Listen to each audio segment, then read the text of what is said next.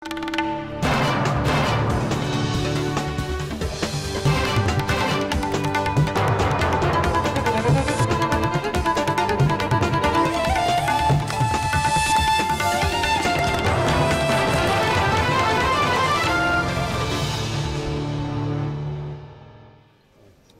बहुत शुक्रिया चेयरमैन साहब। जमहूरियत के इस ताजमहल में मुझे सबसे पहले शुक्रिया अदा करूंगा अपनी पार्टी और उसके लीडर चौधरी अजीत सिंह जी का। उन्होंने मुझे इस हाउस में भेजा। अहलुवालिया साहब कह रहे थे तो मुझे फ़ख्र है इस बात पर कि मेरा ताल्लुक़ उस ख़ानदान और उस तंजीम, उस ऑर्गेनाइजेशन से है जिसने मुल्क की आज़ादी के लिए तवील जिद्दोजहद की, क़ुरबानियाँ दी। ख़ुद मेरे दादा मौलाना हुसैन अहमद मदनी रहमतुल्लाह अलैह 10 साल जेलों में रहे और जब मुल्क आज़ादी के करीब आया, मुल्क की आज़ादी का वक्त आया, तो हम आज सीने को चौड़ा करके इस बात को कहते हैं, हमारी जमात ने, हमारे असलाफ ने, बुज़ुर्गों ने मज़हब के नाम पर मुल्क की तक़सीम की मुखालिफत की और सब लोगों के मान लेने के बावजूद भी उन्होंने आखिर वक्त तक उस तक़सीम को तस्लीम नहीं किया।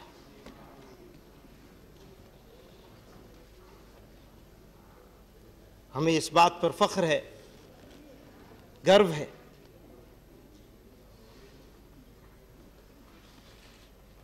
कि हमने ऑप्शन होने के बावजूद, हमारे पास ऑप्शन था कहीं और चले जाने का, हमने उस ऑप्शन को मंजूर नहीं किया और इसी गली की हैं खाक से, इसी गली की हैं खाक से यहीं खाक अपनी मिलाएंगे, न बुलाए आपके आए हैं न निकाले आपके जाएंगे। मौका है तो कुछ बात अर्ज कर दूं।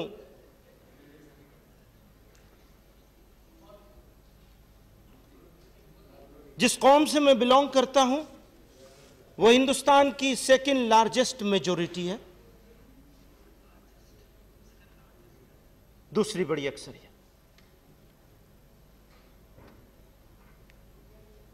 और हमें तो फख्र है अपनी तारीख पर, लेकिन बदकिस्मती से पिछले 60 सालों में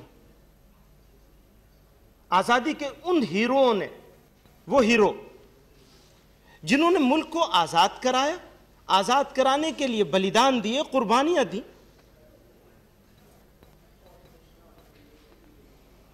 और एक सही दिशा देने की कोशिश की, देश को सही रास्ता दिखाने की कोशिश की, जो मजहब से ऊपर उठकर इंसानियत के नाम पर काम करने की कोशिश की, बदकिस्मती से उन हीरो लोगों को जिनसे आज की नौजवान पीढ़ी को सबक मिल सकता था, उन्हें नजरअंदाज कर दिया गया, तारीख से भी उखाड़ के फेंक दिया गया, नोच करके।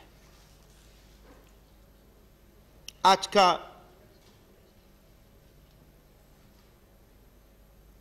मैंने पहले भी इस बात को कहा है, आज फिर कह रहा हूं,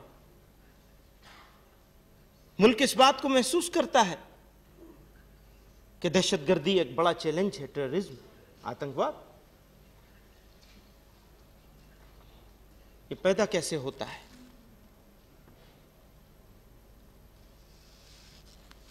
चेयरमैन साहब, मैं अर्ज करना चाहता हूं, आपकी तवज्जो चाहूंगा। किसी कौम को अगर गलत रास्ते पर डालना है तो पहले उसे मायूस करना होगा, उसके बाद उसको भड़काना होगा। आज हिंदुस्तान का मुसलमान इस चैलेंज से गुजर रहा है।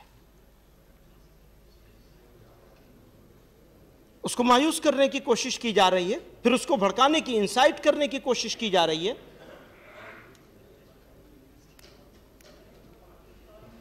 तो दो तरफा वार झेल रहा है, अंदर से भी और बाहर से भी। इस मुल्क को, हमारे देश को इकट्ठे होकर के सोचना होगा, पार्टी लाइन से ऊपर उठकर,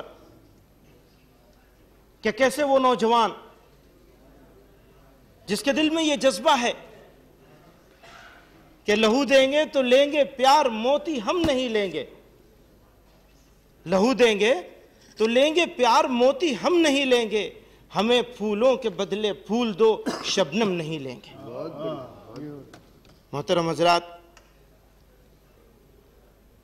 मैं इस हाउस का कीमती वक्त बर्बाद नहीं करूंगा, लेकिन ये बात पूरे एतमाद के साथ कह देना चाहता हूं। अपने बुजुर्गों की इस विरासत की हिफाजत की हमने अपनी जमात जमीयत उलमा हिंद की उस तारीख की भी हिफाजत की, और पिछले 4 सालों से टेररिज्म, आतंकवाद के खिलाफ जिस ताकत के साथ हमने लड़ाई लड़ी है, वो आज चाहे महसूस न की जाए, लेकिन जब हिंदुस्तान का इतिहास लिखा जाएगा तो इस बात को लिखा जाएगा कि कौन लोग थे जो खड़े हुए थे बेसर व सामानी के आलम में और आज़ादी की लड़ाई की तरह से इस आतंकवाद के खिलाफ लड़ाई लड़ी थी। इस हाउस का मेंबर रहते हुए हमें यह फ़ख्र है, ये गर्व है, हमने इस लड़ाई को लड़ा। मुझे याद आता है वो वक्त, उसको याद दिलाना मैं अपनी कारनामा नहीं समझता हूं, बल्कि बुजुर्गों की विरासत की हिफाजत समझता हूं। इंडिया टुडे कॉन्क्लेव में परवेज मुशर्रफ साहब आए थे और उन्होंने अपनी बहुत सारी बातें करी थी। उन बातों के साथ उन्होंने एक खास तौर से एक चीज को मेंशन किया था कि हिंदुस्तान के मुसलमानों के साथ इंसाफ नहीं हो रहा है। मैं उस गैदरिंग में मौजूद था, बहैसियत स्पीकर के मुझ में था, लेकिन उस दिन उस सेशन में नहीं था, आराम से पीछे बैठा था, सोचता था सुनूंगा बात। मैंने वहां उनको एक बात कही थी, कई बातें कही थी, लेकिन एक बात खास तौर से मेंशन करना चाहता हूं, और वो वहां सिर्फ कही नहीं थी, वो मेरा यकीन है। मुझसे मेरे कुछ दोस्त कह रहे थे कि आप लोग टेररिज्म को अपोज कर रहे हैं, इसका मतलब कहीं यह तो नहीं है कि प्रेशर हटाने की टेक्टिक हो? क्या आपका यकीन है इस पर? तो मैं वही बताना चाहता हूं कि मैंने मुशर्रफ साहब से ये बात कही थी कि मुशर्रफ साहब, आप कई बातें थी, उसको मेंशन नहीं करूंगा यहां, लेकिन एक बात खास तौर से जिसको यहां मैं कहना चाहता हूं, बताना चाहता हूं, कि मैंने उनसे कहा था कि आप जो हैं हिंदुस्तान के मुसलमानों की फिक्र और चिंता छोड़ दीजिए। हिंदुस्तान के मुसलमानों की प्रॉब्लम्स को सॉल्व करने के लिए हिंदुस्तानियों की ये सिविल सोसाइटी पूरी ताकत से मुसलमानों के साथ खड़ी है, और उसके साथ ये सिविल सोसाइटी इंडिया की नाइंसाफी होने नहीं देगी। मैं अपने दाएं हाथ के साथियों से भी कहना चाहता हूं, हम हिंदुस्तान में ऑप्शन होने के बावजूद हिंदुस्तान में रहे हैं। हमें पॉलिटिकल रीजन से नहीं, बल्कि दिल खोलकर हमारी प्रॉब्लम्स के बारे में सोचिए और उनको हल कीजिए। हमारे जवानों को मायूस न होने दीजिए और उनको इस फख्र के साथ जोड़ दीजिए जो फख्र मेरे अंदर है।